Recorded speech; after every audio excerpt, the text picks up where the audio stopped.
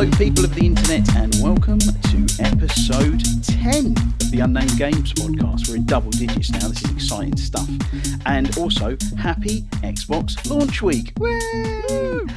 Yeah, we're some excited puppies over here, even though one of them news didn't actually PlayStation launch week.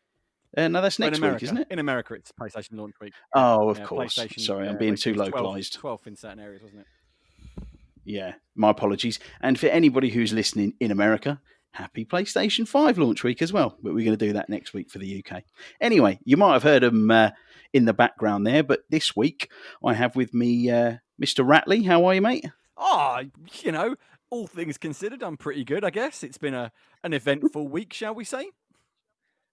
Yes, definitely, mate, definitely. We've also got Mr. Howlett, Alan Howlett. How are you, mate? Alan could not make it tonight. He is playing his Series X. I am Alina. Hello, Craig.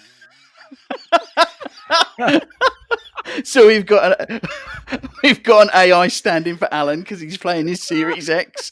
Love it. I am here, actually. I did take time off. Hello. Oh, Alan. That's awesome. That is awesome. I love that. Oh, and Mr. Thompson, Mr. Philip Thompson, how are you, sir? I'm good. I mean, there's no way I could possibly follow up the AI replacement Alan. I mean, you do sound a little bit like Robot. Oh, wow, that's harsh. We're never, ever going to have to have a guest on again. We can just use AI Alan every time. AI Alan. Yeah. Slightly more interesting than the actual one. Yeah, but imagine 1 week we have normal Alan and AI Alan, and then we can get them to have an argument like Google and Alexa. Nice. We can program the AI not to like Ark. That would be a fireworks show. Hang on. We just give it loads of false information about the number of creatures that exist in Ark. Oh, God, here we go. This is going to be a running theme for the rest of the time we ever do this podcast, Why not? think. We're going to have to make T-shirts. I'm telling you, we're going to have to make T-shirts. Yeah, I like Who it. would buy that? Only you and Ratley would buy I'd that. wear one. Yeah. 176 in big letters, all the rest of Oh, anyway, and I'm Craig, your usual host. I just thought I'd add that in there because I didn't say who I was, just in case somebody hasn't listened to one of the other episodes. So we'll move on with today. We're going to talk a little bit about, obviously, the Series X as it's launched, because we're all quite excited and want to share our experiences. Got a little bit of news, and we've had a couple of questions from our listeners. 2 questions. Can't believe it. 2 questions. 2 whole that listeners. Means, I know, it's mad, and it means people are actually listening to our podcast. I love it. It's great. And then we've got 2 people anyway. At least 2. Yeah, at least 2 people. No more than 2, because we only got 2. Hey, if it's only 2 listeners, they're 2 active listeners. Yeah, we have 4 questions now from Yeah. 4 different people. So that means at least 4 people have listened to the episodes at some point. Barminess. Absolutely crazy. Listen to our drivel. Anyway, moving into the first section, talking about Series X. So we thought what we'd try and do is trying to avoid just all going over the same stuff, because everybody knows about the main kind of key points of the Series X and what's been going on, and want to talk more about what our experiences have been so far. Just, again, to try and not tread over the same things over and over again. So I'm going to start off with Mr. Howlett. So, Alan, how was your experience of your Series X? Well, I'm not going to lie, Craig. It was an emotional day. I went through all sorts of pain and tears and hope and elation, and I mean it was an emotional roller coaster. I mean, first of all, I think I was the last out of all of us guys to get his Series X. I was still sat there waiting about 7 o'clock at night and listening to you guys in the chat room talking about getting yours. Oh, mate. It was agony. And then there was a knock on the door, and I was like a 12-year-old at Christmas. I went running downstairs, nearly broke my neck. And there's a man standing outside with a box. I nearly hugged him. If it wasn't for social distancing, that man would have been in my arms. He'd have been smothered in kisses. He would have been. But yeah, so once I got it out and plugged it in, I have to say I had the best experience. I mean, I was sort of reminded of times when we didn't have things as good as we do now, when you were transferring from one console to another. And the experience I had with the Series X was just so simple and so easy, and it plug in and play really applies here. I just literally plugged in 2 cables, turned on the TV, put in my email and my password, and then sat there and waited while it did a couple of things, asked me a couple of questions, and then I was ready to play just a little over 10 minutes. Then a quick phone call to Phil to set up the game share, within 15 minutes, I'm already playing a game. And all my dashboard Fantastic. is set up the same way. My captures, all of my contacts, all the setup on my dashboard is completely the same. All my pins are there. Absolutely fantastic transition. It was like I was, I didn't have to do anything really. Just Great. literally plug it in. Great It's experience. like this kind of almost transition into like how the mobile phones work, isn't it? You just kind of get a new mobile phone and it just sort of sets itself up, and it's exactly the same as you left your old one, providing you don't switch platforms, obviously, in the same light. But yeah, so the important question then is, what was your first game you played? Ark. Oh. Look, come on. I mean, I'm going to make this very clear, right? Okay, I am very aware that the graphics engine on Ark is not the best. Even with optimization, squaring it up against something I'm going to be talking about in a little bit, which is obviously Valhalla. There's no comparison. It looks dated, and the optimization has definitely improved. But for me, the biggest draw for the Ark optimization had nothing to do with graphics. It was always about the tethering on non-dedicated servers. And I played with my son on Wednesday night, and it was just awesome, absolutely awesome to be able to play that game without dealing with any other human beings, just him and me flying around the map and not having to be 100 feet within each other at all times. Yeah, I think that's one of the big things about this this generation is it's not just purely about an upgrade in graphics. It's all these quality of life changes, the loading times, and the and like you say, they're not having to be tethered to someone in a multiplayer game makes a massive difference, doesn't it? It really does to the experience. And I mean, I put a couple of other ones, Witcher 3, and the load times, the fast travel was phenomenal, absolutely amazing. Literally 3 or 4 seconds. Literally, you don't have time to go off for a cup of tea. You're literally there. Forza 7, beautiful graphics, just run so smoothly, absolutely fantastic. But I was playing all these games predominantly because it took me about 3.5 hours to download Assassin's Creed Valhalla onto the SSD. And do you want me to talk about that now, or I can save that? Yeah, go for it, mate. Yeah, I mean, I played the original Assassin's Creed, then I played half of number 2, and then I went away from the series. I missed some fantastic entries, I'm very aware. I was going to say Unity there, but I bit my lip. Black Flag, and other ones of note. And I only really came back into the fold when Origins came out. And I've played all of them since then, Origins and then Odyssey and now Valhalla. And there's no denying it's a very, very pretty game. It is absolutely gorgeous. I had a couple of graphical itches, a little bit of screen tearing, which only happened the once, and some sort of like landscaping anomaly where some bits of snow were kind of going all pointy and stuff. Well, that's just a Ubisoft game, mate. You don't get one of those without some graphical glitches on launch day. This is you very didn't true. get any creepy missing faces and eyeball children. but and I don't want to steal your thunder because I know it's something that you're talking about. But the one big thing that I've been enjoying about Valhalla is that the quick resume. I literally go away, watch YouTube, and I think I'm going to play some Valhalla. Go to the icon, and within 5 seconds, I'm playing it. And it is just awesome. So, yeah, I love Valhalla. It's a great game, but I'm very early in, only 4.5 hours in. I'm liking it very much. The combat in these games at the moment, it doesn't really kick off. I felt the same thing with Odyssey. For the first 6, 7, maybe 8 hours, it felt a bit clunky. But then when you start to put in a few more of those abilities, those good, sort of like stomps and extra effects that you can do during combat, it starts to really mix it up and make it much more interesting. And I'm already starting to feel a little bit of that after getting my first ability in the fighting class. But at the moment, it does feel a bit clunky. But everything else about it, I mean, it's just a phenomenal game, and I'm really enjoying it and looking forward to going across the sea to England and seeing what that's like. Nice, excellent, man. Yeah, no, I think it's one I think I'd like to pick up at some point. I think I've just got too much to play at the moment, and I watched a review from Skill Up. If people haven't checked out Skill Up for his reviews on YouTube, watch him. He's absolutely fantastic. Really, just the way he describes games and what the detail he goes into. Sometimes his reviews are 25 minutes long. Really, really good to check out. But I watched his review on Valhalla, and it kind of reinforced my fears that it was going to be something similar to Odyssey, because I really liked Odyssey, but I loved the start of it and I loved the end of it. But the middle, it was just too much to do for me. As you guys know, but the listeners won't know so much. I get quite bored just doing sort of lots and lots of side quests, and it felt very much like it had a lot of filler in the middle. And he said that actually he's completed the game now, and it's actually even longer than Odyssey. So I was like, oh, I really struggled to finish Odyssey. Apparently, I heard the map is even bigger than Odyssey, which I was quite surprised by because of the amount of complaints that it was bloated and the map was too big. But I haven't got that far yet, so time will tell. Yeah, they did put out a tweet early on saying that they were kind of trimming a lot of that stuff out because they had the feedback and they'd listened to it. But that tweet has been deleted apparently recently. So obviously they changed their minds. Yeah, at some point they just went, hell no, let's just do it. Yeah.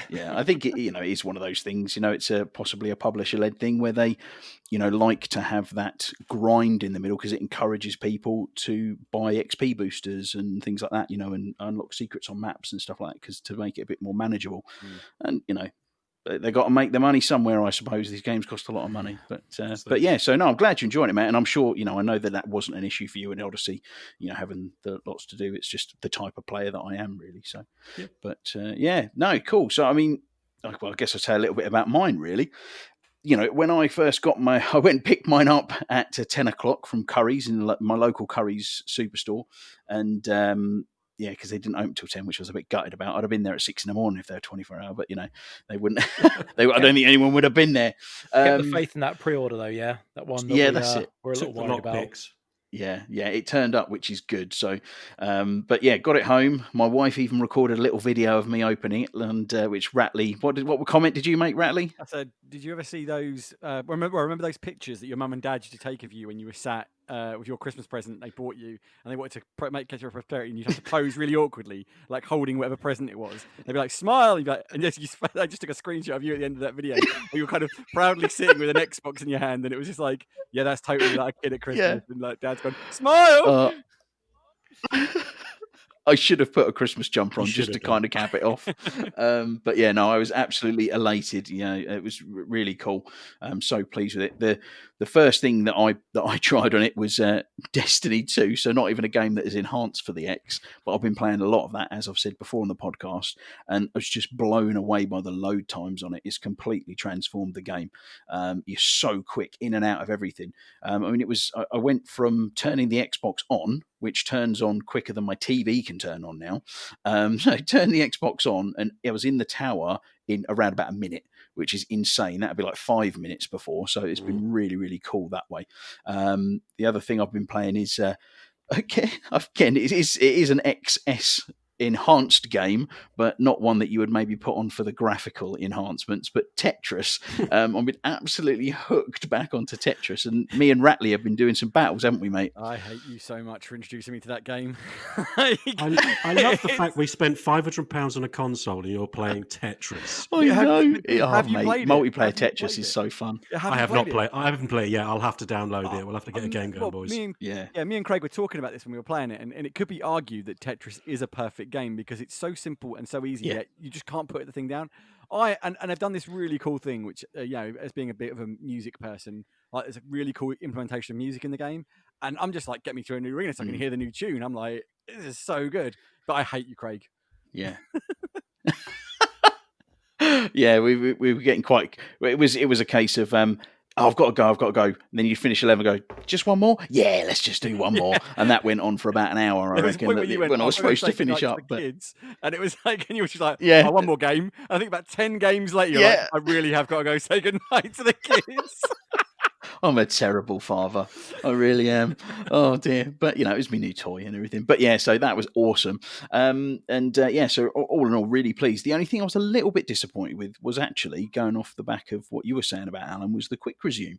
It's not quite as they touted it when they first were announcing the system, where there was going to be all these titles with quick resume. I think as they started to get the Xboxes out, they realised that there was a lot of issues with certain games doing quick resume. And initially I was thinking, oh my word, I think actually my Xbox might be broken.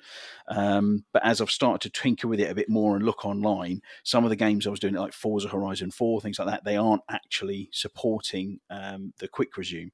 I think a lot of that potentially, like Watch Dogs as well, can be down to those games having an online component, and maybe them having an online component is what means it then isn't, in Quick Resume. But I know that you've had a great impression, Alan, with Valhalla, so the jury's out on that one at the bit with me. So, but yeah. On that, Arc didn't work. Arc kicked me out when I went to Quick Resume, and Yeah. that's an online game. So I think that's the thing with something like Destiny or The Division or Arc. You have that thing where you get booted from the server for inactivity or disconnecting because it does that. But what I found with The Division, I don't know if it's the same with Destiny or with Arc, is that what I don't have to do, the longest part of loading The Division initially is always the first time you load it in and it goes through all the splash screens and then logs you in. That's all taken care of. The whole thing is done. All you have to do is log in, go straight to the thing. So it's shaved tons of time off going back to that game, but it isn't quite what you'd want it to be. But that's, again, an online thing, I think. Yeah. I don't think there's a way around that. You can't have. I think you joked before, Ratley, having loads of people standing around in The Division, like not doing anything inactive for a week. Well, it's Tetris, multiplayer Tetris, what? Sorry, lobbies full of like Tetris blocks doing nothing if it's all. Oh, yeah. It's like, Yeah. Well, anything like that, I suppose. But yeah, all in all, so happy. I can't put the thing down. I'm really, really pleased with it. A little bit disappointed about the Quick Resume, but I totally see where they've got to get these things right. It'd just be nice. It'd be nice if they had a really nice, clear communication of which titles supported it. Now that the console's out, I think that would be nice just to kind of have that cleared up a bit, really. But yeah, that's from me, really. So I guess I'll move now on to Phil. And Phil's going to talk a little bit about a couple of games he's played and his experience. Go for it, Phil. I am indeed. I just want to say, firstly, on the day of picking up the Series X, there was blood, sweat, and tears that day. Yes. Not for picking it up, but I did do some grievous bodily harm to one of my little pinky fingers. Not the box. Oh, did you? Yeah. Ended up taking a can't big be trusted chunk out with a of knife, it. can you? So, it's bandaged up at the moment. Well, you took a big chunk out of it, what, on the box? No. Not opening the Series X box, just in general that day I managed to injure myself. Oh, right. And because it's part of the Series X day, it was just it's Oh. all part of my experience, a little injury. But I felt like I'd earned my Series X then. When you look at that, soldier. When you look at that scar 20 years from now, you'll think, oh, the X. Oh, it was so quaint with its 4K and 120 frames per second. Yeah. Now we've got 24K 400 frames. Yeah. Oh, and it turned on in less than a minute. And it's holographic. Yeah. 10 seconds. Transmitted directly into your brain? How retro. I have to use eyes now? What's going on? Yes, but moving on to the games. So yes, my experience with the games. So I was very, very excited to play Watch Dogs, particularly Watch Dogs Legion, because it supported ray tracing. And there isn't that many games out that are supporting the ray tracing at the moment. And I deliberately played Watch Dogs on my older Xbox One X. So I was like, nice, then I can play on the new one and see the difference. And it was much prettier. Not hugely prettier, a little bit prettier. But the thing I probably have to say that made the biggest difference is driving around at night in London with all like the neon signs and the cars going past. Suddenly the night felt a lot brighter and more vibrant. And there was almost like more going on. There wasn't more going on. It was the exact same game, the exact same things happening, but it's just with the ray tracing in there and the light bouncing, you were having much softer shadows and light in places you wouldn't have previously had it. So have you done it in the rain yet? I have, yes. That was very exciting. Particularly, I was like slowing up and just trying to line up with a nice puddle on the ground to check out the reflections on there. So yeah, that was very cool. I mean, I've talked previously about Watch Dogs Legion, so I don't really need to go into the gameplay, but I can just say, the ray tracing upgrade was a nice little extra there that, hooked me back into the game again. Yeah. And my second game that I played was, of course, Forza Horizon 4, because that had also received the ray tracing upgrade, and that game now runs buttery smooth. Like, it was good on the performance mode before, but I always used to get the odd stutter here and there, and I always thought it was linked to like network lag maybe. Particularly I found when I was running it on my internal hard drive and then moving it to an external seemed to make a big difference because I bought an external SSD, but I still had these momentary stutters. Having now played it on the Series X on the internal drive of that, I get no stutters. The load times are obviously mind-blowing as well. You enter the game within 15, 20 seconds, which is fantastic as well. And again, I did the same thing, waited for it to rain, pulled up next to a nice puddle on the road and just sort of, use the screenshot mode, check out the real-time reflections on there. I did not realise that it had ray tracing in it, because I had a quick go, but it was just during the day, just driving about. It didn't even twig that it had ray tracing. Yeah, it was the ray tracing and then the 4K 60 FPS on it. Oh, So very nice. I'm gonna have to go back. Absolutely, yeah. We need to get us all on there at the same time. I need to Have see bit of how that buzz. game could possibly be any more gorgeous. So yeah, I need to go and look at that. Yeah, awesome Absolutely. stuff. Highly recommend it. But yeah, that was kind of my my Series X launch day. There was an injury, there was much joy and happiness, and obviously a lot of gaming. Yeah, and a lot of awesome stuff. downloads. I will say, actually, my one downside to the Series X and that the games that I had to upgrade had humongous updates. I mean, Assassin's Creed Valhalla was like 46 gig. Forza again, I think was 64 gigabytes. So that was huge. So you're over 100 gigabytes between those two. Then I did the Destiny update as well, so I could try and play that with you guys, which turned out to be a complete failure due to the massive queues on the servers. But that was like, I think, another 48 or 50 gigabytes as well. I just had the thing downloading all day. Yeah. Yeah, and Xbox Live was struggling, I think, a little bit. I think everybody was suffering with she was slower chugging. downloads. Yeah. I think I was running at some points, I was running at about not even 10% capacity of the line, which was just frustrating. But, it's to be expected when you get all these new people piling onto something, I suppose, isn't it? So, moving on, Mr. Ratley. What are you going to tell us about on your experience? Hello, Savaloy. Yeah. I mean, first thing I would say, like no one's touching it. I deliberately avoided all this unboxing nonsense on the web because I've got to this point in my life where I feel like everything's being spoiled for me before I get a chance to experience it. I'm getting old and I'm getting like that guy goes, "Oh, what do you want to watch the trailer for? The trailer's got the best bits of the film in it." But it's sometimes so horribly true, right? And I just got to this point where I was like, I want to actually like experience it. I want to properly experience it. I want to get a box. I want to open it. I want to, have that experience. And I got to say, like, Microsoft smashed the packaging and the unboxing experience for customers who have banged down all this money, because like we were talking about the other week, Craig, and saying how like it's somewhat disappointing to get a box and it's just a box of some stuff in it, especially when you spend a lot of money. And I've had that from some devices before. I've been like, this is an expensive thing. Why does it feel like I've spent 20 quid here and it's spent like 1,000 or something stupid, right? So it's got, and we were discussing how Apple do it very well. Apple have got a very premium packaging, and they consider opening the box of the product part of the experience of owning the product. And I know Microsoft have taken that on board with a lot of their devices like Surface and their newer entries into phone and stuff. And I was like, you know what, it's really good to see that coming across to Xbox and how the box opened up. It was presented in a unique way.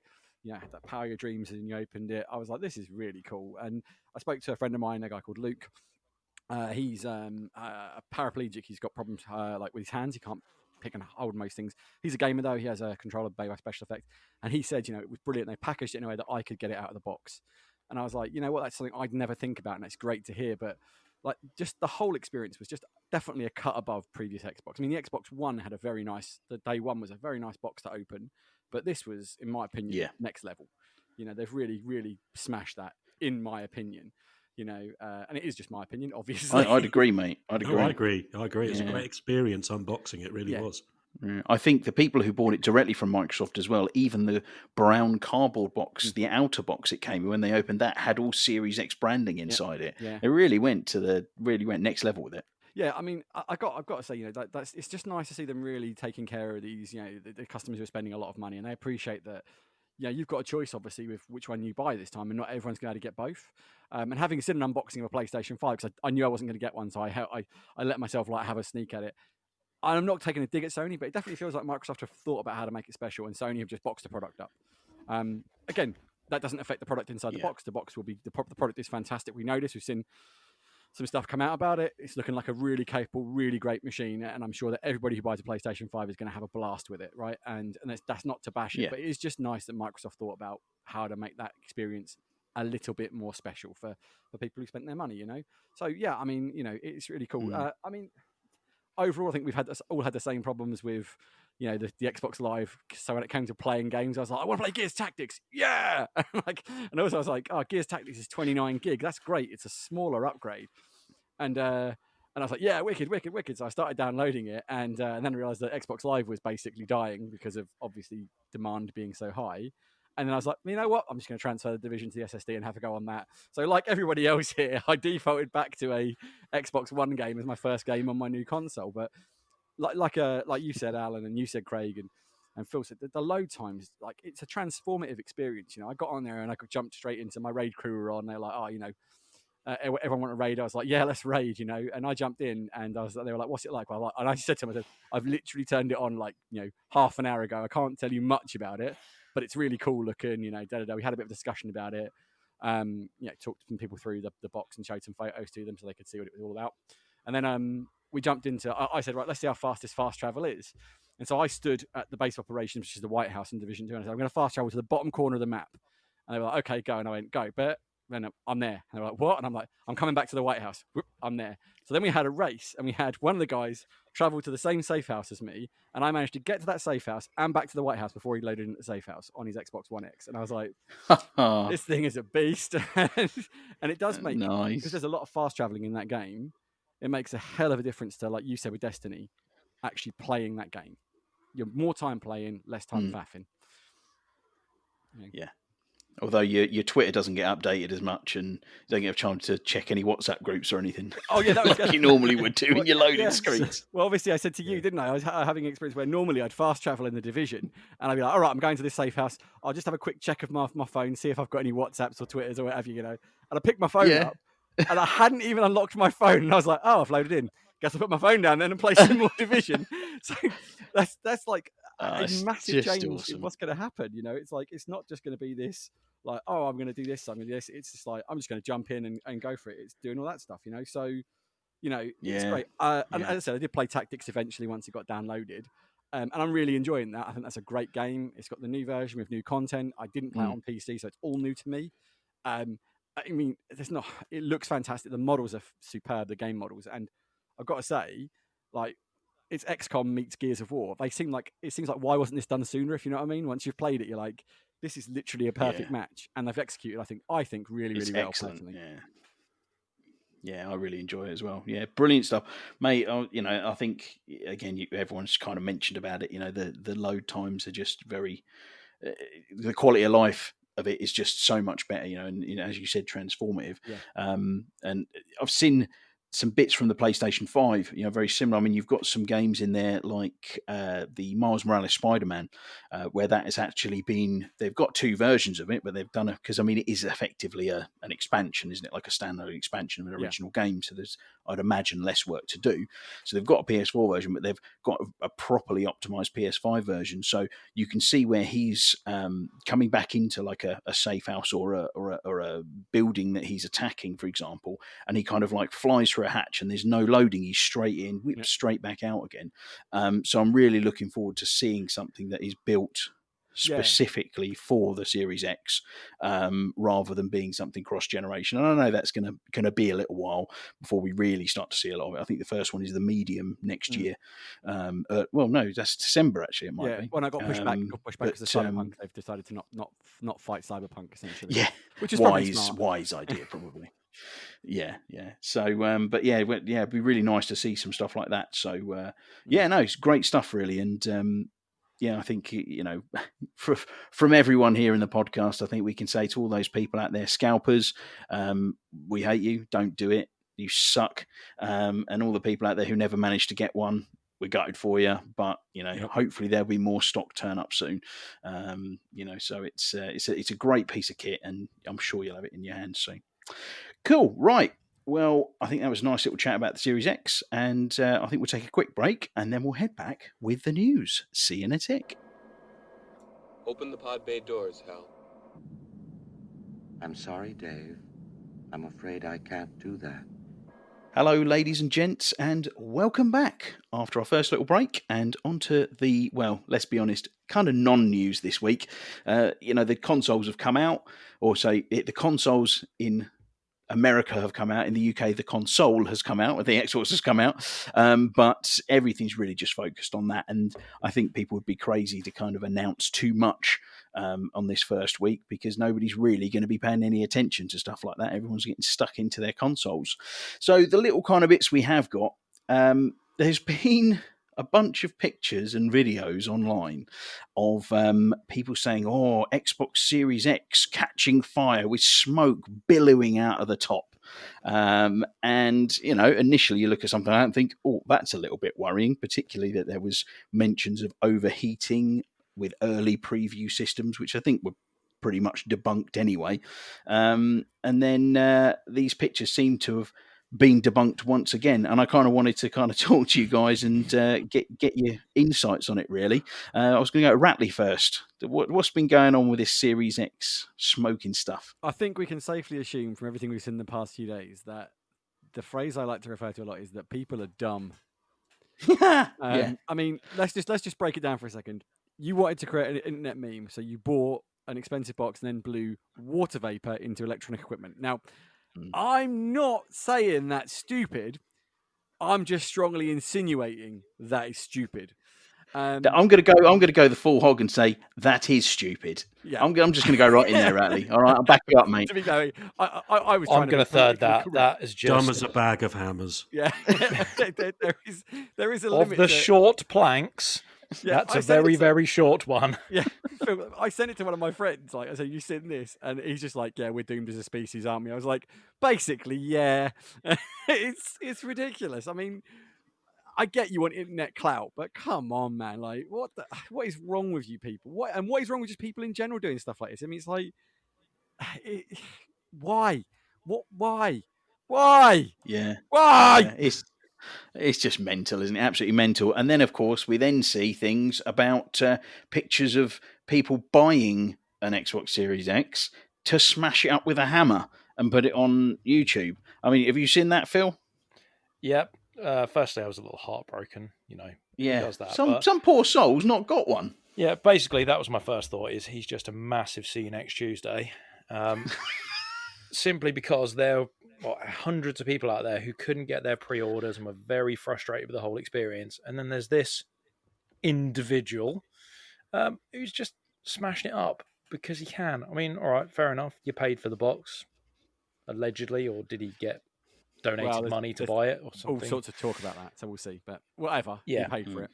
We'll see. Yeah, somehow it was paid for and he smashed it up. And okay, yeah, it's your product. You can do that. But really, though, like, come on, man. There's people out there who are dying for that. You've got The Rock, like, bought them and donated them to kids in hospitals, and you're going to sit there and hit it with a hammer and put it on YouTube because you think it might get you a few more views. Really? I mean, it defines you as a person, doesn't it? When you've got someone, willing to do that to something which would bring so much joy to somebody who might be suffering immensely with, particularly with lockdown and a lot of people suffering with mental health. Yeah, gaming is that release, and that's one less person that's got access to that potentially. Yeah. My wife actually came in and spoke to me earlier today. She was listening on the radio and they were having a phone in about encouraging older people to get into video games. And they had a woman on there, I think Chris said she was in her 70s, I think, and they were saying, "Oh, what game are you playing?" Expecting it to say like a card game or something. She was like, "Oh, I'm playing Uncharted 4. And like, I've just got to the pirate ship." And apparently when they were talking to her, they kept kind of having, "Are you there?" Because she was middle of playing the game, getting involved in it, which I thought was wicked. But yeah, they I think the tide's turning a little bit on that. Really, they're good for your mental health, definitely. But isn't your old chap a big fan of Farming Simulator? Yes. Oh my word. He's on Farming Simulator like Ratley's on Division and Alan's on Ark. Honestly, he just loves it. He's a making millions, is he? Oh yeah. I went round there and he goes, "Oh yeah, well I'm getting a little bit bored now. I own all the fields, I've got all the tractors, I've got 20 million quid or whatever." And I was like, "We'll start a new farm." "Well, I don't want to start again." He just keeps going around just doing the whole thing, just earning his money. He loves it. It's great. But yeah. So Alan, I mean, the couple of things we talked about there, what's your thoughts on it all? Well, the first thing I'm going to say is, and it's going to make me very unpopular, it's a bit controversial, is I think we all need to calm down just a little bit. It's just a games console, okay? If some idiot wants to get one, and I believe Ratley showed me the evidence. He didn't exactly get it in a very honest way either, so he didn't pay for it and wants to smash it up. That's fine. But the thing that annoys me the most is the fact that we're even talking about it. The reason that people do this kind of stuff is to produce memes, is to produce publicity, and to get more watchers or listeners or whatever you want to call them, subscribers. And the very fact that we're talking about it is just making it worse. These people should be ignored. They should be ostracized. Their channels, should I say, not them as human beings. I'm sure they're not that bad. But at the end of the day, we're just encouraging the problem just by talking about it. Yeah, I feel like I've been told off a little bit there for adding it into the running order. Maybe I bit. shouldn't have done. Little Sorry, Damn it, Alan. Craig. Damn it, Craig. Oh, sorry, Alan. It's all right. I forget you eventually. Is this when we shame him, like we did to Ratley earlier? No, you don't just shame me for that. Well, you can shame me if you want. I don't know how much people listen to Shame. Shame. I'm with you, Craig. Shame. Thanks, mate. Thanks. Yes, my brother. But I think it's right. I mean, I think you've got a very valid point in what you're saying there, mate. It's kind of giving them a platform, isn't it, when people talk about it, and it makes news stories and stuff. So it's the best and worst thing about the internet. There's creativity and some wonderful people that you would never have met in your entire life that you can interact with on a social basis and learn and see new and interesting things. It's just a shame there's also a large proportion of the human race that aren't that great and want to do things for reasons that aren't necessarily, better for everybody else, and are just selfish. And that's just the nature of the human being. That's the internet. Yeah, the problem is, though, Alan, the reason we had to cover it this week for news and give them a platform is because there's literally nothing else to talk about. Wasn't there they have something landed released it on a this good week? week. So thank you, Mr. Hammer with an Xbox Nutter, because you've given us something to chat about, even if it is just us bashing on you. Yeah. Right, we're going to cut off on that now before I get told off again by Alan, and we'll move on to some other news. I got a lovely little email the other day. It was quite nice. I looked at it. I thought, it said, thank you for being a YouTube premium member, because I am that mug. I do pay for YouTube, so I don't get the adverts, but I do get all the music, which I listen to a lot in my car. So I thought for the extra few quid on top of what Apple Music or Spotify is, I thought it was worth it. But I thought you were going to talk about your Dominator 9000 for a sec there that you had shipped, but and I didn't realise we were probably being for the best you by didn't. YouTube. I don't really know what to say there, Phil. This will get an 18 rating. Talk about derailing a point. Bloody hell. Right, so It's had a lovely little email. So, anyway, I received a lovely little email saying thank you for being a YouTube premium member. And they basically said we'd like you to try Stadia on the 4K Chromecast Ultra with the Stadia controller for free. All you have to do is sign up for a free trial of Stadia Premium, or whatever it's called, Stadia Plus. So I thought, this looks a bit weird, but looking into it, that was exactly what it was. So just signed up for my month free, applied the discount code on Google, took 90 quid off the kit, and it's been shipped and it's getting delivered in 3 days' time. And I've already cancelled my premium membership, so I'm going to have a go for a month. But I thought, wow, that's really quite sweet. So I'm actually going to have that bit of kit there. Because eventually I'm sure Stadia are going to have some kind of killer app. They must do at some point. They need something. I can already feel Ratley. I just want to say, keep you're faith right there. Ratley. Keep You're that okay there. faith. Mate, they're going to shut it down in like 2 years when they realise it's just cost them a load of money. Well, that was my point. That was me. Look, this is another attempt for Stadia to try and get pushed out to the masses. And this is also a little call out for one of our listeners, Lee, who is a fan of Stadia. He really likes it. And, he understands why we bash on it, but, he really loves it. And he thinks that I will love it too once I've used it. He likes it so much that he has Destiny 2 on there, but he plays that on PC and Xbox. Well, yeah, I suppose there is that as well. You just outed him. The only game he plays. I guess the question really, it's another attempt for Stadia to kind of push things out to the masses. Is it, is this what else are they going to do? Is this going to make a difference? What do you guys think? I mean, I'm going to leave Ratley till last place because it's going to be a rant from Ratley.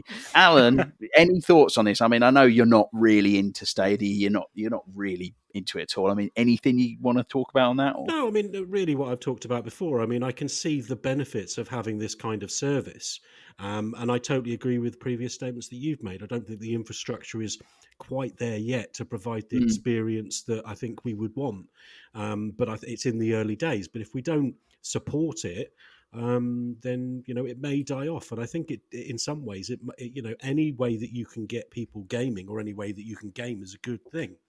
And it's not without its niggles. I don't say that it's perfect in any way whatsoever, but recently I was watching some Baldur's Gate 3 when the early access came out on YouTube, and if it wasn't for Stadia, the guy wouldn't have been able to stream it because he couldn't download it from Steam because Steam was so busy.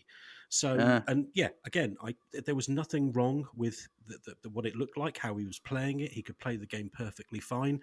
The only difference was obviously the graphical fidelity wasn't quite as good.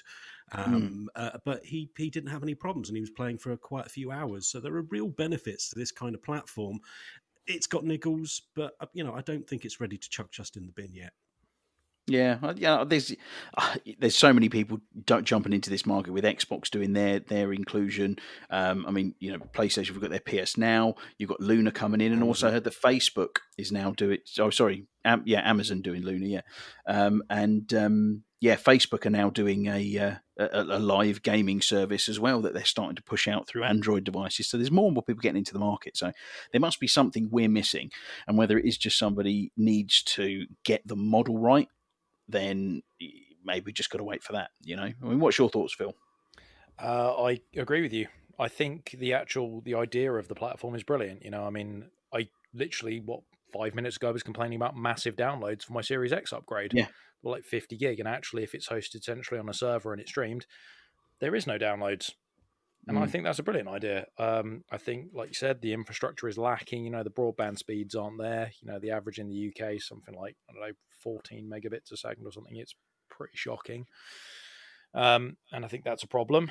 And I also think, kind of like we said, it is lacking a killer app. Like, I bought a VR headset quite recently, and I wasn't interested in VR at all until I came around yours outside of lockdown and played a Half-Life Alyx.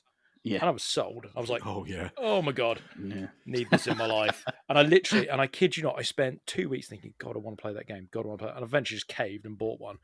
Yeah. And I think that is what's lacking with Stadia. Particularly as you don't necessarily need the Stadia controller or the Chromecast to actually use it. You can just log on a web browser and use an Xbox controller.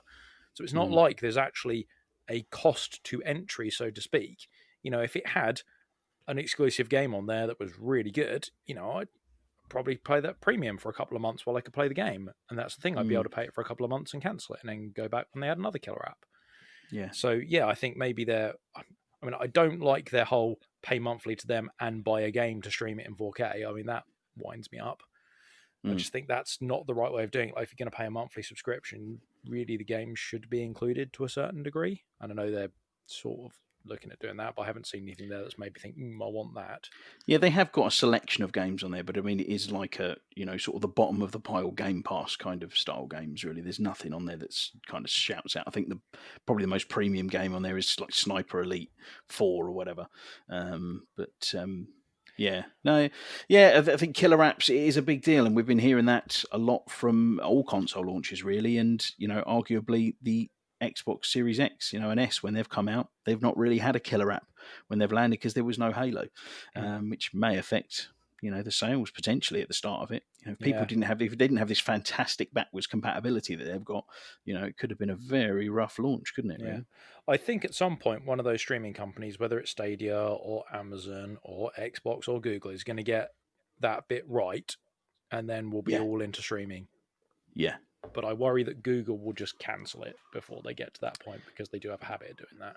Yeah, they have a good idea and go, it's not worked within the 2 years, just can it? Yeah. Who knows? Right. In the infamous words of Samuel L. Jackson in Jurassic Park, hold on to your butts, it's Ratley. Actually, you're going to be surprised, I think. The truth of it is, I actually agree with almost everything that's been said. The problem with Stadia isn't streaming, and it isn't this thing. And I totally get the whole no downloads, the instant thing, and I can see why people like this service. My problem with Stadia is they're being greedy, like as hell with it, and they haven't delivered anything worth paying that money for, in my opinion. You can get a better Yeah. experience for less money overall over long term by buying a last generation console. I mean, it's just been proven that an Xbox One X and PlayStation 4 Pro perform better than Stadia. And if there was a financial gain by, say, getting Red Dead Redemption 2 on Stadia, then wicked. But realistically, there isn't, because you have to pay premium price for the product in terms of the game itself, and you have to pay, as Phil said, to get the 4K, a premium monthly subscription. It's like, come on, Google. Like it's so obviously the wrong model when you've got such a bad reputation of killing off services, as Phil has rightly said as well. It is. It's insane to expect people to dump this money on a new service like this. You should have. Luna are getting this right, I think, with the way they're coming at it. Is more of a Netflix approach, even a more premium channel approach by the sound of things, where there'll be channels for different game types and you'll pay for what you want on your service. That is a much better way of approaching this streaming service, in my opinion.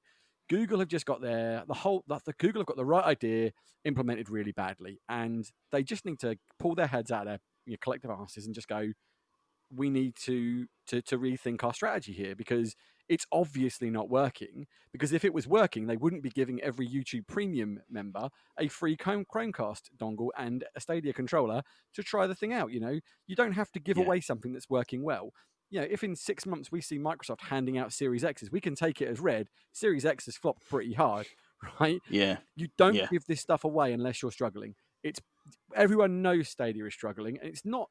I'm not kicking on it because it's easy. It's just, how quickly these are supposed to be a responsive company. You can pivot quickly in this environment. You're digital. You can say, we're going to reduce the prices of this, or we're going to do this. We're going to knock the 4K cost on their head, or we're going to do all these kind of things. Or we can bundle it with something like YouTube Premium. If you have YouTube Premium, great news. It's now going to include Stadia. Any premium Google service has Stadia included. Isn't that great? And everyone will be like, you know what? There's value in that. But at the minute, the biggest issue with Stadia is value. They just keep trying to fleece people. Google are trying to nickel and dime people for an underbaked service, which just, and as everyone said, there's no reason to go for Stadia, bar the downloads. But then if you've got the good broadband to play Stadia, the downloads shouldn't be a problem. Right? Yeah. Well, It's like we all know. Avengers the service. Yeah. Well, oh, God. You're like throwing a box of matches into a fire there, Phil. You got to remember, there is one common denominator for poor launches when it comes to games, consoles or platforms. There he is. And what's that common denominator? I could forgot his flipping name, but it's that one bloke. Phil Harrison. There you go, Phil Harrison. He walks on stage and goes, "This is the next wave," and it's like, "No, it's not. You've doomed it." Like, oh no, it's doomed. What was it? PlayStation 3, Xbox One, Google Stadia. It's like, when is he going to get another job in gaming, or outside of gaming, to bury something else? Is the question, isn't it? Yeah. He's a little bit cursed, bless him. A little bit. I'm sure he must. It must be something about him. He wouldn't be in those positions if there wasn't. Well, but you know exactly what that. And you know exactly what that is, don't you?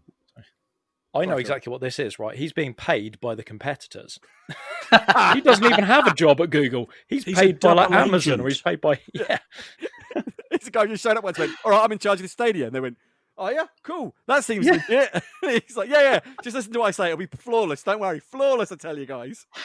Have you noticed that Mr. Harrison uses the copy room boy's key card to get in every day? This is a bit weird. There's no record of this man working here, but he says he's in charge. I just go with it. The name. He's like a household figure. He did like Xbox One and stuff and other things that went wrong. But he must be telling the truth. He looks so genuine. I mean, who else would we put our faith in other than the man who failed to launch 2 consoles successfully? I mean, how else would we go for? He's got to be the guy for the job. I can understand why they hired him. He's got the best CV. Oh, man. Craziness. Absolutely crazy. Cool. Right. Well, I think that's probably about it, really, for the news. Like I said, it's pretty light this week. It's not going on. Yeah, it's just been us just having a bit of a waffle about some rubbish, really. It's not really news, but we just lump it in the news section because I don't know why we've got to have one, but we've got to have one. So I am going to put us on for another break. we can all go and have a drink, maybe go for a wee, and then we'll be back. Bye. Listen, James, word of advice. Stop trying to prove yourself. Just do the job. Dad, I took a necessary risk. Necessary means you have no other option. That wasn't necessary, and you know it. Welcome back, ladies and gentlemen. We've been for our wee, and we're back. I don't know why I added that in, but why not? I've had a week off. I'm feeling pretty chill. We're coming back. Normally we'd come back for a talking point, but we've kind of had that talking point earlier on when we were talking about the Xbox. And to be honest, the news was a bit of a talking point as well, because it wasn't really news, as I said. So what we've actually got is our questions from two of our listeners. So I'm going to pose these questions to the boys. So first one we have from James, also known as Cypher1987. And he wants to know, what was the first game each of you completed? So first off, I'm going to move to Philip. Go for it, Philip. Ooh, I had to think quite long and hard about this, because whilst I have been gaming for a very long time, not very good at it most of the time. Never. He's never finished a game. No. It took a while, but I settled on a game that I finished. It was on the Sega Master System 2. Nice. Pre-built with Alex the Kid in there. Never completed it. Far too hard. Always got to Magic Forest and the wizard killed me. Bastard. No, it was actually a game called Sonic Chaos. And in particular, the reason I loved this game was because you could play as Tails and he could fly. And I did, Nice. in actual fact, on multiple occasions, after playing the game for probably 12 to 14 hours straight, get to the final boss of Robotnik and give him a whooping. Nice. That was a good Was feeling. that the Master System version of Sonic 2 then? Probably. It was only Master System, I think. So I think it might have been. It was slightly different to Sonic 2. I think it had different levels. Yeah. But I just remember the one that I really used to like was the Mechanical Green Hill Zone, because it had a really funky music for it.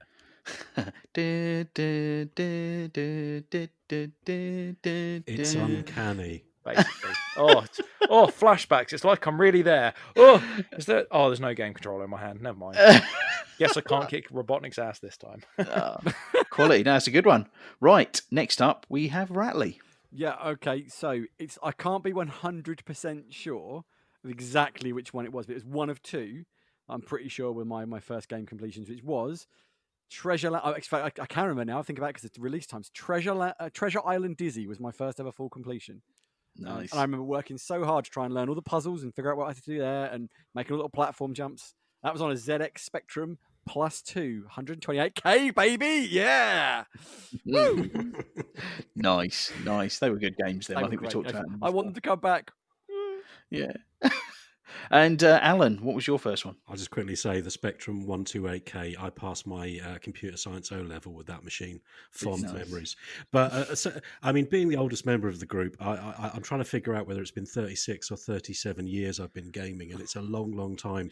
And I simply cannot remember which game, how many. I've completed hundreds of games. However, when I think about it, I think, well, what do you mean by completed a game? Do you mean completed the main story, or did you get 100% completion, as in you got all the achievements? And then I start to think, okay, so what did I complete? And the first game I ever got 100% and got all the achievements one was actually quite an easy one, which was Need for Speed, because there were literally 15 achievements, one for each stage of the race. And I'm so chuffed with that. But the one I want to bring up is actually the one that I'm most proud of, because it took me a long time and a lot of work, and I was very keen to do all of the achievements on this game, and that was Dead Rising. And I kid you not, some of those achievements were so tough. Trying to get all the survivors, you had to sit in a bathroom for like 3 hours to wait for the next one. So I literally used online guides to do it, and at points I left my controller actually face down so that I was walking around in circles in a bathroom somewhere while I went to make a cup of coffee and get some food, so I could get some of those achievements. I've never been so proud of myself and so ashamed all at the same time. Mate, that's a hell of an achievement, that is. God dear. Wasn't there one for killing like 67,000 zombies or something? The entire population of Willamette, I think it was something like 73,000. And I just used to drive around the tunnels underneath I drove around there for about 3 hours just mowing down hundreds of zombies. Brilliant. Blimey, jeez Louise. A worthy use of your time, if ever there was one. Yeah. Prepping yeah. for the apocalypse there by knowing how to drive through tunnels and mow down zombies. Yeah, we know where we're going when the zombie apocalypse comes. In my Get in Mini. Alan's car. What, Yeah. in my Mini? That'll be Modified cozy. by the lawnmower on the front. Phil right, just I know won't what you fit mean. in it. I thought the zombie plan was we go to the Winchester and have a pint and wait for it to all blow over. You are so right, yes. sir. Yeah, No, that is because definitely Phil it. gets killed in that. Oh, yes. Kill Phil, grab mum. Yeah. No comment. Oh, great. Yeah, I'm not in on Okay. this plan. Yeah, so I would say, again, really hard one to kind of think back. And, I can think about all the games I played early on, but actually trying to remember whether I finished them. Now, one of my earliest gaming experiences was Gauntlet on the Commodore 64. Oh, What a great game I that love was. that I used to game. love, being the barbarian was my favourite. You could be the barbarian or the yeah. But I don't know if I ever finished it. I can't remember finishing It's a it. massive. So, yeah, the only one I can really, or the earliest one I remember finishing was actually Doom 1, the 1990, was it 93 or 92 Oh, it came yeah. out Yeah. on the PC. And I probably had it, I probably had it a year or so after it came out. I think I ended up having a copied disc from a friend, or 3.5-inch floppy disk. I shouldn't mention that, but it's a long time ago. Pirate! I know. coming for you. When I was a kid, I know, shocking. I shouldn't have 93, admitted by that, the but way. 93. So I was close. Yeah, I was pretty much right. But yeah, I could just remember. I don't know if you boys remember if you ever completed it, but the big spider demon Yeah. at the end. Yeah. Oh mate, that thing was a beast. The That Cyber game was Demon So awesome. much harder. He was so much harder to beat the Cyber Demon, that rocket Yeah. launcher. Yeah. But that's the first one I think I can honestly say I remember completing that game and just being like, yes, I've done it. Yeah. But I think there possibly was others. But no, that's great. Nice. Thanks for sharing that, boys. That was cool. Yeah. So moving on to question 2. So this one is from Josh Lomax, and he does have a gamer tag and a PSN ID. Phil, what is it again? I can't remember. Why would you ask me? I can't I thought remember you knew that. what it was. It's like Josh's Salom or something like that. Josh. Sorry, Josh. We can't remember what your gamer name is. It's something like that. Josh Salom or something like You that. gave the question and then you didn't look up his gamer tag and you figured I'd just know it. Yeah, well, it just kind of Throw me at under the end of it- bus there. As Phil's we a said terrible last friend. week, He doesn't know. professional. It's not my fault. Yeah. I mean, Phil did say he didn't like you earlier on, Josh, just to put that out there on record. Yeah, he didn't really. Wow. Backed up the bus while you were after running over me once, yeah? Stuck it in reverse right over there. No wonder we're going to the Winchester after you kill Phil. Well, we're going to the Winchester. Oh. You're not. Yeah, you're That's not. what I You're mean, not. yeah. Yeah, you're zombie food, mate. Cut my head off and take my head with you. Stick me in a jar or something. Oh, anyway, sorry, Josh. Yeah, Mr. Josh Lomax. He's been listening, and we really appreciate that. And he sent a question via Twitter. He said, if you could take an unpopular game series and pick any developer to remake the game, which game and which developer? Now, I know this is a pretty tough one to kind of get your head around, I think. So, we'll take things that maybe aren't specifically exactly that, if you kind of want to mix it around a little bit. But I think we're going to go first to Ratley. Okay, this is initially was quite hard, and then I sort of thought about games that, and I came up with a winner. And the answer to this is very simple. It's Aliens, Colonial Marines. And as for who to develop it, literally anyone but Gearbox. I don't think didn't they? Who was it? Didn't Gearbox somebody else subbed it out. entirely do That's- the yeah. They sold it out, didn't they? Then Let's not pull on that cord. Anyway, yeah. Go on. It's a first-person shooter. Who would you have developed? Ideally, if it's first-person shooter, there are two companies who I would say you guys could do this justice, and that would be either former Infinity Wards, now making the wonderful Titanfall series, Respawn Entertainment. Those guys just know FPS, right? And they would smash it, I'm sure. And then the other one would be the one and only FPS gods of Bungie. Simple as that. Yes. You can't fault Bungie's FPS mechanics. They are the best in the business. So Aliens, Clay Marines, done by anyone but Gearbox, but ideally Bungie or Infinity Ward. And that is me down. And I would just be like, yeah, cool. Well, I'm not quite so mad anymore.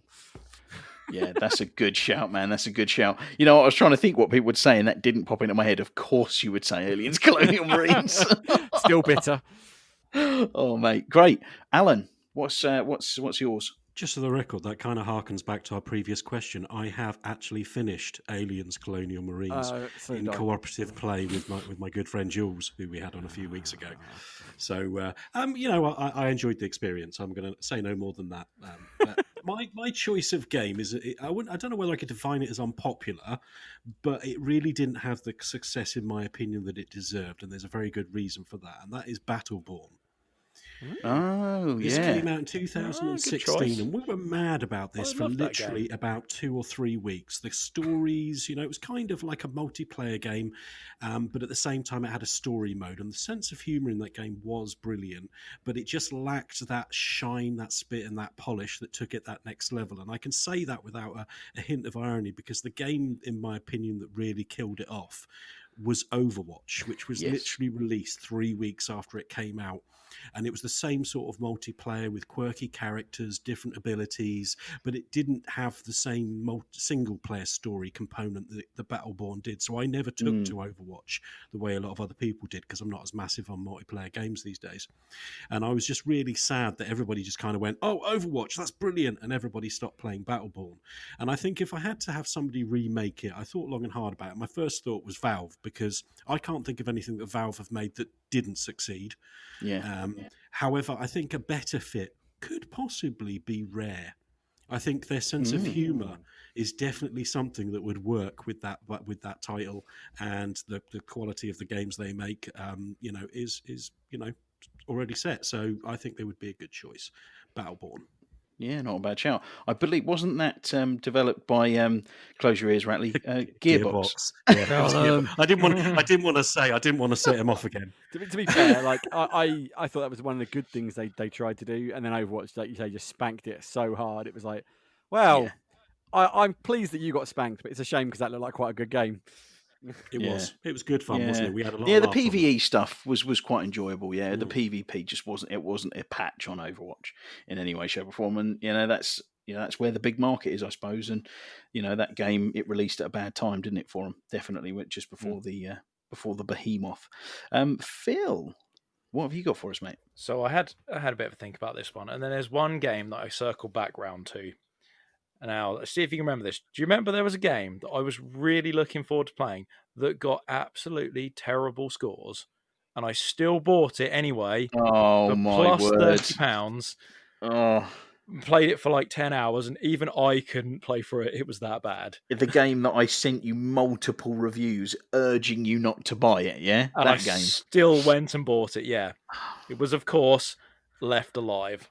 Oh, have you, right, before we go any further, Alan and Ratley, have you seen this game? No, I don't even know what it is. So Mate. Left Alive, this is the game with the guy. It's just like a third-person perspective, sort of like Wasteland.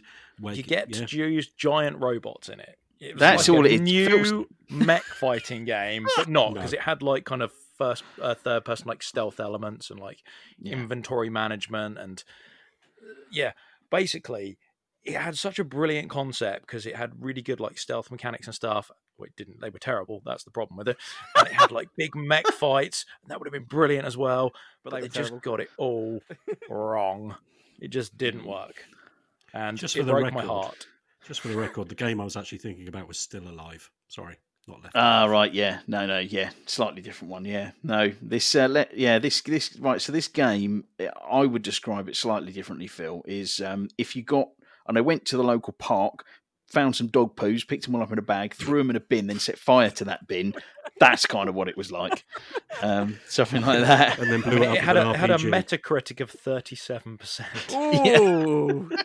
Oh, Money well spent, Mr. Thompson. Money well spent. Well, you know what? I loved the concept so much. I thought maybe if I buy it, perhaps they'll try again a little bit harder. I mean, to be fair, it was developed by Square Enix, so they make Tomb Raider games. is this they the same make Square Final Enix that Fantasy made the games. Avengers? Just ask it. No. Oh, maybe that's what the team happened to the team from Left Alive. They went straight to Avengers. Yeah, it had everything I wanted in a game, but just zero execution. It was terrible. So here's the thing. One of the other things I really liked about it was they got one of the kind of art style directors was the guy that worked on Metal Gear Solid. So it had like the kind of same kind of aesthetic look to it, and like of the menus and stuff like that, which gave it very Metal Gear kind of vibe. Obviously, it was not a Metal Gear quality game. So my thinking there was, well, why not just give it back to the king of Metal Gear and get Kojima to remake it? Because it would be completely wacky. It would be insane. It would have a movie in the middle there. But you know what? Like, the gameplay would be great. It would work. I'd be sneaking around in a cardboard box and I'd be able to taser a giant robot and take it over and what have you. But it would be brilliant. So please, Square Enix, like, outsource to Kojima and get him to make Left Alive 2 and make it right this time. And I will buy it. Nice. Again. Yeah, I can't condone either of those, to be honest, Phil, but I get where you're going with it. No, Metal Gear is, mechanically brilliant games, aren't they? Definitely, and they're incredibly popular. I think that's a good shout. And I think that's kind of what that game was trying to be, wasn't it? It was trying to be a bit of a Metal Gear clone, wasn't it? Yeah, a little bit, but with the big robot fighting instead. It was trying to capitalize on that bit, but have that Metal Gear aesthetic to draw people in. Yeah, I think even like the menus looked just like Metal Gear Solid menus, didn't they? They look very similar, yeah. I say the same aesthetic because it was the same guy that did like the concept art and everything, and the design for it. I can't remember the guy's name now, but yeah, that's why it looked very similar. Obviously, if it was too similar, I'm sure there would have been issues. We all know Konami likes to sue people and cut them out. So it obviously wasn't that close to the mark. Otherwise, I'm sure there would have conversations been had. Maybe that happened. Maybe Konami sued them and they lost loads of money, and that's why it was so terrible, because they couldn't afford to make it properly. Oh, look at you defending them. I'm trying because I want them to try again. I liked what they were doing with the game. It was just bad. Please try again. Do better. Or what? Just somebody make me a new Armored Core game instead. I'd like that. That disappeared into the ether as well. My game. It's a right. It's a funny one. This one. So there was a game that I bought on the 360 that, as soon as I saw it, I was like, "This game looks exactly what I want." And it was made by Obsidian. So I thought, well, that's good pedigree for an RPG game. It was a game called Alpha Protocol. Did anyone play that? Yes, I remember that game. I played that. I actually quite enjoyed it. It's because it reminded me of Siphon Filter that I've talked about. It was, I think. Yeah, I mean, granted, I probably put maybe 2 hours into it, and I couldn't play anymore. I mean, I loved the idea. It was basically, you're like effectively like a secret agent type thing, but it was an RPG game, kind of in a BioWare type environment, a bit like a Mass Effect type thing. And I thought, this is right down my street, but God, it was just awful to play. Just rubbish, like level areas. The combat was right. It wasn't very good. And I think there was so much potential in there, because I always thought to myself, that's like playing. I know there was a game of it, but it's almost like playing a 24, the game, with Jack Bauer being like an agent and sort of having all like the kind of the multiple choice stuff going in that, but they just didn't land it properly. So I'm kind of torn between saying, would I have Obsidian do it again, but now they've got the money of Microsoft behind them to actually plow money into it and do it properly, because I think they really could do it justice again. So actually have an Alpha Protocol 2, or would I just say, anything goes, and go, you know what, I'd love to have it completely remade and have all the care and effort go into it of 6 or 7 years and have CD Projekt Red make it. Ooh. Yeah, so it's kind of, so you'd have CD Projekt Red doing a fantasy Witcher style, then the futuristic cyberpunk, then a modern day like military spy thriller type thing. Could be their next game. Ooh, that's a good choice. They would just make their own version of it, surely. What? Sorry, say that again. I was just thinking they would just make their own version, like not call it Alpha Protocol. They just make a spin on that, wouldn't they? They go, there's this thing, like this, that, and the other, and we've called it this. Yeah, that kind of game would be cool, man. I can see CD Projekt Red doing it. Yeah. I think they could do it justice, I reckon. That's it. As both of those really, really good questions, and made us really think about what the right answers were to give. So thank you for those. And please keep sending questions over, because it's great. It gives us content to talk about on the podcast, because sometimes, like this week, there isn't a lot going on, and it would have been really short if we didn't have these, and it gets the old grey matter flowing as well. So thank you for that. You can send the questions through to @UnnamedGamesPod, and obviously, remember to follow us on all the different platforms. You can also, if you know us, send us to them directly if you like, which a couple of them have come that way. But we'd really appreciate it. So we're going to knock that on the head for that section, and we're going to move over to the game. We'll see you in a sec. Bye.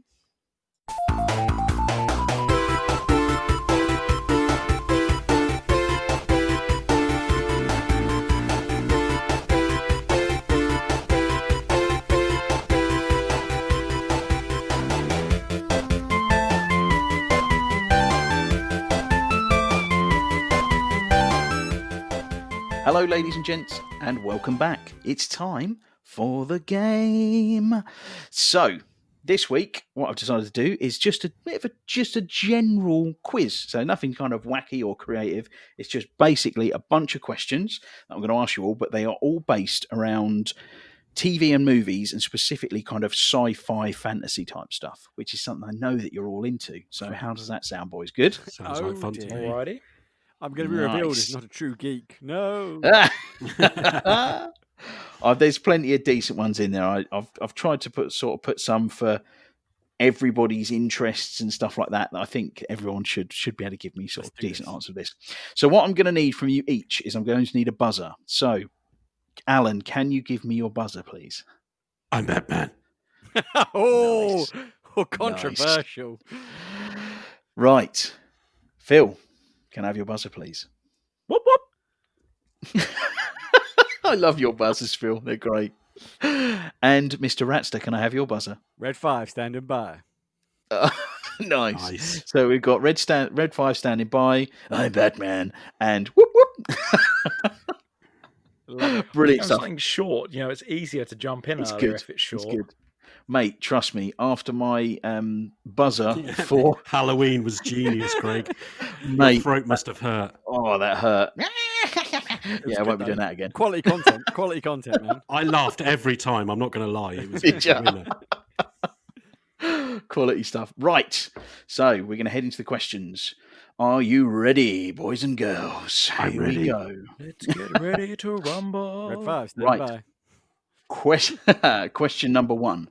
Name the FBI agent that partnered Special Agent Fox Mulder. Red 5 I'm standing by. Batman. That was Ratley.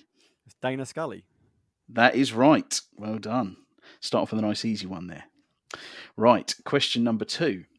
What is 6 miles long, 4 miles tall, 3 miles wide, and is operated by the Jupiter Mining Corporation?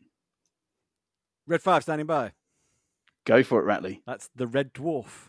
It is. Oh, fantastic. Did you other boys know that or not? I drew a blank on that one. Yeah, I'll I be drew a honest. blank. I didn't know the And dimension. I feel Do you know- shame now. Do you know what the Only worst thing about that shame. was? I was like, I know it. And I was like, what's my buzzer? I'd completely blanked my buzzer. Oh, you're lucky on that one then, really. Right. Okay. So Jeff Bridges plays game developer programmer Kevin Flynn in which 1982 American sci-fi? I'm Batman. That was whoop whoop first, Phil. It's Tron. It was Tron. Nice. Well Original done, Tron. Phil. Fantastic. Cool. Question number 4. In many ways seen as a successor to Spock, name the anatomically fully functional android found by Red Starfleet 5 in standing by. I'm 2020. Batman. That was Ratley. Lieutenant Commander Data. That is correct. I'll finish the question. He was found in 2338 as the sole survivor on Omicron Theta, apparently. there you go. Everybody knows that. Well, yeah, I do now. Because you looked it up, yeah? Yeah, exactly. Right. Okay. Another question. In a 1984 science fiction film based on the 1965 Frank Herbert novel, by what name is the planet Batman. Arrakis better known? That is Alan. Dune. Dune is right. Well done, mate. Fantastic stuff. Nice. Did you boys know that, or were Yeah. you just getting first? Yeah. There's My a new buzzer one was a coming bad out, choice. actually. I keep blanking Got on him it. first. Yeah. Right. Okay. Next question. What does the T stand for in James T. Kirk? I'm Batman. Alan. Tiberius. Nailed That it. is correct. Well done. Just too quick there, Alan. Nice one, Alan. What do you expect? I'm Batman. Nobody ever sees me coming. Right. Which character? Oh, Phil. Phil. Oh, Phil. every time. Moving on. It's like a cesspit, your mind. Right. I said nothing. I Yeah, made a you noise. You all went there. Right. Which character speaks the first line in the original 1977 Star Wars movie? Red I'm 5 standing Batman. by. Oh, that was Red 5. C3PO. It is C3PO, mate. Well done. That's a tough one, that one. I was like, it's Princess Leia. No, it's not. It's C3PO, you dense boy. I was like, Right. Okay. The next one. I don't know how many of you will have watched this. So, in the BBC TV series Merlin, who played Merlin? The silence is deafening. I Did never anybody watched watch it. it? never I- saw it. His name was Colin something. Mate. Colin. Oh, it began with M. I can't remember. It was Colin. Colin M. You know what? I'm going to give you it for Colin M because I didn't know who the hell this guy was. Colin Morgan. Well done, Wow. Phil. Yeah. You can have Wow. that point Yeah, on that I'm one. fine with that. I actually did watch all of that because I quite liked it. But Yeah. you know, I was Yeah, more that was interested really in popular. Morgana and Katie McGrath because she was hot. Yeah. But yeah, sure. There you go. Colin M. in the credits. Colin M. Oh. His rock Right. star. Good day. That was his rock Next star. question. In Game of Thrones, what is the name of Westeros' capital city? I'm Bat. No, Alan, maybe I'm not. are you sure you're Batman? I'm Batman. I think I've forgotten. Is it King's Landing? It is King's Landing. Well Ooh. done, Alan. Fantastic. Oh, it's looking close here, boys. Right, next question. How old was Jedi Master Yoda when he died in What? Star Wars? Go, Phil. I don't know if he said an exact amount, but he said he was when 900 years old you reach. I That's believe it. was the line. Yeah. So Yeah, so technically is around 900 years. So you get that one, Phil. Isn't there a Well big done, Phil. furore over the minute about Baby Yoda eating some eggs or something? Let's not. I haven't. seen it, I'm I not haven't up to seen it, date no on the spoilers. Mandalorian. Yeah, yeah. Sorry. great. Now you've really spotted that one, Alan. So we've got 3 questions to go, and currently, as it stands, we have Ratley on 4 points, we have Alan on 3 points, and we have Phil on 3 points. It is a close race, boys. Right, next question. In the film Jurassic Park, what is the name of the island where the Red park Fast is standing located? by. I think that was Alan. Isla Nebula. It is correct. Well done. Damn it. Whoop, whoop. So that is even Stevens now at the top. Phil, can you get this next one to really pull it to and then it'll just be a fight for the last question. Yeah, put the pressure on. I like the sound of that though. I'll be honest, mate. I'm going to mix these questions up a little. Should I? No, just keep going. Right. Okay, right. In the Alien movie series, For God's sake. Oh my god. Why? you've all got a really good chance of getting this one. Yeah. What is the name of Ellen Ripley's pet cat? Red Fast standing by. Go for it. It's Jones. No, it isn't. It's Ellen Ripley, isn't it? I'm genuinely struggling. He's really close with Jones. Well, Jonesy. She calls what? it I'm Jonesy Batman. occasionally. Who's it? Right. I said it. Whoop, Okay, does that whoop. count? It would be Because whoop, he whoop. technically gave an. I did what? Okay, I will wear Done. this one and say, but technically, now I'm going to be real twat about this. Technically, it's Jones, but she calls the cat as a pet named Jonesy. So Right, I could be okay. a real tool about that. But Yeah. I will remove myself from the point because when you said it wasn't, I was yeah. like, I was just like, see, Also- I was like, it is. Also, I'll point out you didn't shout your buzzer either, so that's. I did the first time, but sorry. I will quite happily say I made a mess of that. But there's definitely the cat's Go on, name Phil. is Jones. She calls Jones. Jonesy is what she It calls is Jonesy. Right. And even if I wasn't sure, I'm 100% sure now. Well, at least that now puts us on an even keel for the final question. We're all on 4 points. I feel a little bit harsh with that one there, but I've got to go with what the book said. Yeah, it said Jonesy. Yeah, Sorry. I'll wear it. I'll wear it. I'm fine. I'm not bitter.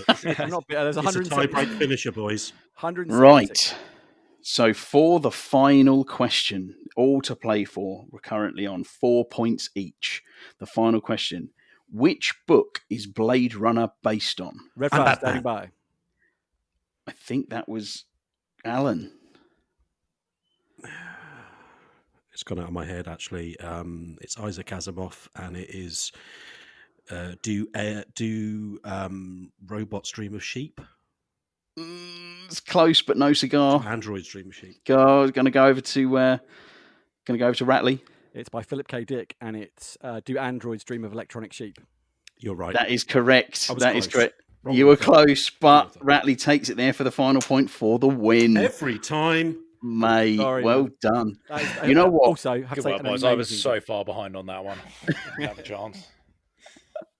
To be fair, on that last question, I actually put a bonus point in just in case there was a tie at the end for the final question, which was the bonus point was who wrote the book, which you answered both questions when you answered it. So in So fact, you he definitely won. Yes, he definitely won. He kind of got 2 points for that. end one. Congratulations, Ratley. Well done, No Raz. worries. Oh, Good work. I read man, up my you- bitterness about Jones the cat, but Jones the it cat. made for more exciting. Yeah. It did make it. To be fair, it played really nice at the end when we were all on 4. Yeah, exactly. Poor Exactly. Phil. No, it was good fun. I thought it was just a kind of a pretty basic sort of just a question-y type I quiz. like it. Yeah, and good, you know, man. test Good. it again, getting the grey matter going. But again, you know, we asked for people to send questions in. If anybody thinks of a really good quiz we can do, then you know, feel free send that in. You know, if you even want to do the questions, you know, send them to the direct message of the Unnamed Games Pod Twitter. That just goes through to me, and I will be your quiz master. Obviously, I'll credit you for your I get the for your feeling we're work. going to get some really tough questions in the future. Don't Yeah, well, accept mate. any questions from a guy named Phil Thompson because they'll just be weird. And funnily enough, our Speed Freak Phil might win that week. Wow. Cracking stuff. Right, well, that's about all we've got time for this week. So that just leaves me now to say goodbye from me, goodbye from Phil, Bye-bye. goodbye from Alan, This is goodbye from Ratley. See ya. Bye.